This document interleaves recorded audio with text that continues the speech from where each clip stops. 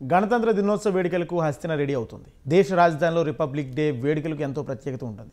ప్రతి సంవత్సరం జరిగే జనవరి 26వ తేదీన రాజ్పథ్ మైదానంలో రిపబ్లిక్ డే వేడుకలు ఘనంగా నిర్వహిస్తారు. ఈ వేడుకల్లో జరిగే పెరేడ్లో వివిధ శకటాల ప్రదర్శన వేడుకలకై హైలైట్గా నిలుస్తుంది. ఈ శకటాల ప్రదర్శన సాంప్రదాయం 1950వ సంవత్సరం నుంచి కొనసాగుతుంది. రిపబ్లిక్ డే వేడుకలు అనగానే ఎవరికైనా గుర్తొచ్చేది సైనిక బలగాల విన్యాసాలతో పాటు వివిధ రాష్ట్రాల సంస్కృతి సాంప్రదాయాలను ప్రతిబింబించే శకటాలే. ఈ ఏడాది జరగనున్న గణతంత్ర దినోత్సవ వేడుకలో శకటాల ప్రదర్శనకు ఆంధ్రప్రదేశ్ రాష్ట్రం ఎంపికైంది. అలాగే ఢిల్లీ కర్తవ్య పథ్లో జరిగిన రిపబ్లిక్ డే రిహార్సల్స్ అదిరిపోయాయి.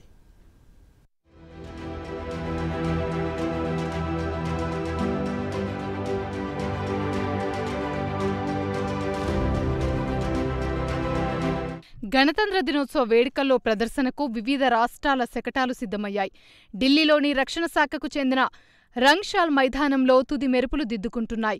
ఈ ఏడాది 17 రాష్ట్రాలు, కేంద్రపాలిత ప్రాంతాలు శకటాల ప్రదర్శనకు ఎంపికయ్యారు. వీటితో పాటు 6 కేంద్ర ప్రభుత్వ విభాగాలకు చెందిన శకటాలు ఉండనున్నాయి.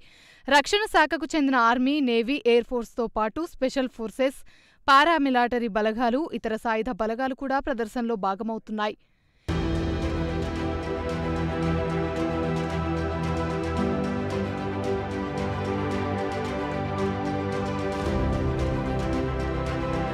గణతంత్ర దినోత్సవ వేడుకలకు దేశ రాజధాని ఢిల్లీలో భారీ ఏర్పాట్లు జరుగుతుండగా మరోవైపు ఢిల్లీ కర్తవ్య పథ్లో రిహార్సల్స్ అదిరిపోయాయి.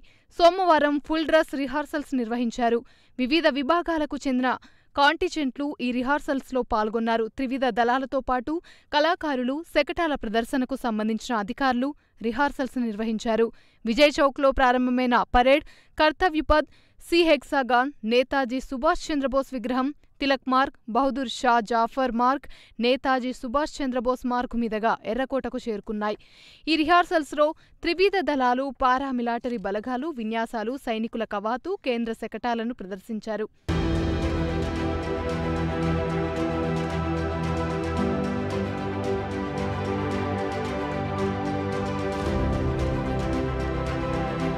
ఈ ఏడాది తొలిసారిగా శకటాల ప్రదర్శనలో దర్యాప్తు సంస్థలకు కూడా అవకాశం కల్పించగా నార్కోటిక్స్ కంట్రోల్ బ్యూరో శకటాల ప్రదర్శనకు ఎంపికైంది.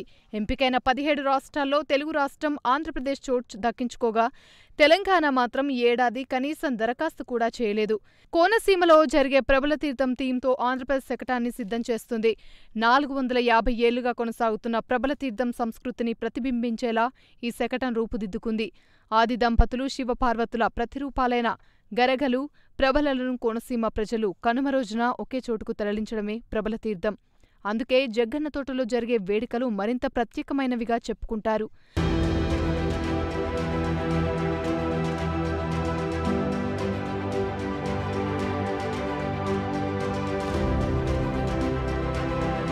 భారత్తో పాటు ప్రపంచంలోని అనేక దేశాలు ఎదుర్కొంటున్న సమస్య మాదక ద్రవ్యాలు. వాటిపై అవగాహన పెంపొందించేందుకు కేంద్ర ప్రభుత్వం ఈసారి నార్కోటిక్స్ కంట్రోల్ బ్యూరోకి గణతంత్ర దినోత్సవ వేడుకల్లో అవకాశం కల్పించింది.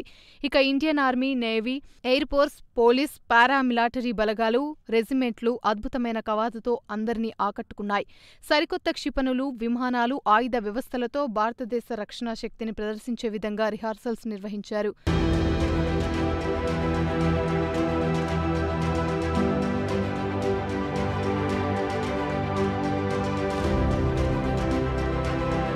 రిపబ్లిక్ డే నేపథ్యంలో దేశవ్యాప్తంగా భద్రత పెంచారు అధికారులు.